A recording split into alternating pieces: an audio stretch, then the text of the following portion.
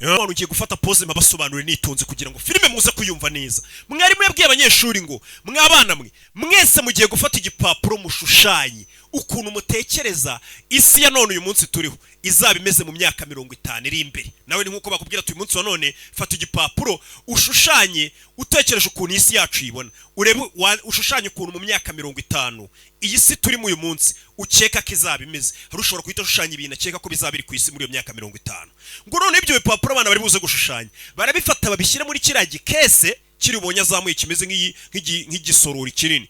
Noneho izo mpapuro abana bazihambe muri kiriya gisorori bagende bazihisha ahantu. Izo mpapuro bazihisha ahantu.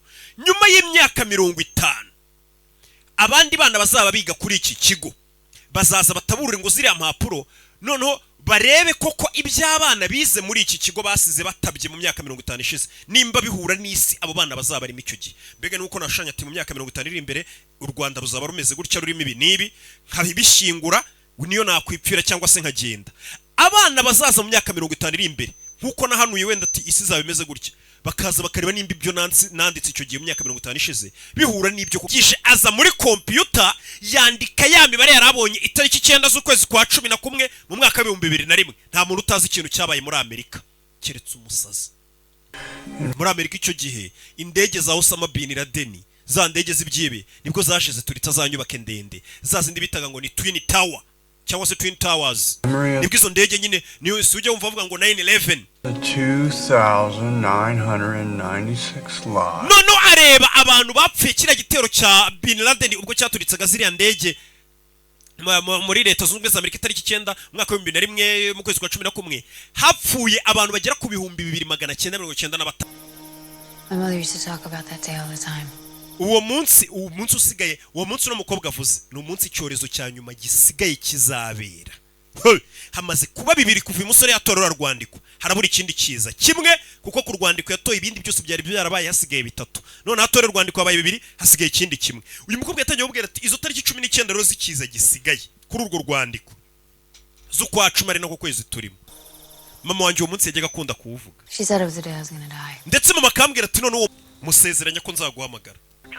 Wibuke uno musore uno mugabo ntago yajyaga havugana na papa we. Papa we ngo ni pastor sinzi ikintu apfa na papa we. Papa we kandi ni pastor. Rero ngo umugore wanjye ajya gupfa amaze kubona ko isi igiye kurangira none atangiye kuvuga ati basi sitanarangira ntanavuganye na papa. Atangiye guhamagara abantu nyine namwe mumenye ko isi igiye kurangira muzatangira kunyigiraho inshuti. Yaje guhamagara papa we. Ndabizi Jonathan. We haven't spoken in so long. Twatumaze igihe kinini tutavugana. I don't really even know why anymore. Nanjye ubusinzi impamvu tutavuganaga pe narayibagiwe. I need to tell you something. Hari ikintu ushaka kukubwira papa. Yahamagaye papa we. Yes. Yego mwana wanjye. That sermon you preached every year at Pentecost. Papa hari amateraniro ujye ukora wigishamo kuri buri Pentecoste. The Spirit. Uvuga ku byerekeranye n'impano z'umwuka. Impano mwumve kano kantu uvuga ku bintu byerekeranye n'impano z'umwuka. One was the gift of prophecy. Imwe mu mpano z'umwuka ngo harimo ubuhanuzi. Corinthians 12. Yego mwana wanjye wabiri mu Bakorino 1:12. Yes, I remember it. The church should respect the prophet. Yego ndabizi itorero rigomba kubaha umuhanuzi cyangwa se rikubaha ubuhanuzi. I have a prophecy. Ngufitiye ubuhanuzi rero papa. Umwana atangiye guhanurira papa we kandi papa we niwe pastor. It's about to be proven accurate. Kandi ubwo buhanuzi ngufitiye ni ubuhanuzi bwa buhanuzi nyine buba buri 100% buza buhura pana bya bindi ngo bishobora kuzagenda bigomba kugenda ukuri.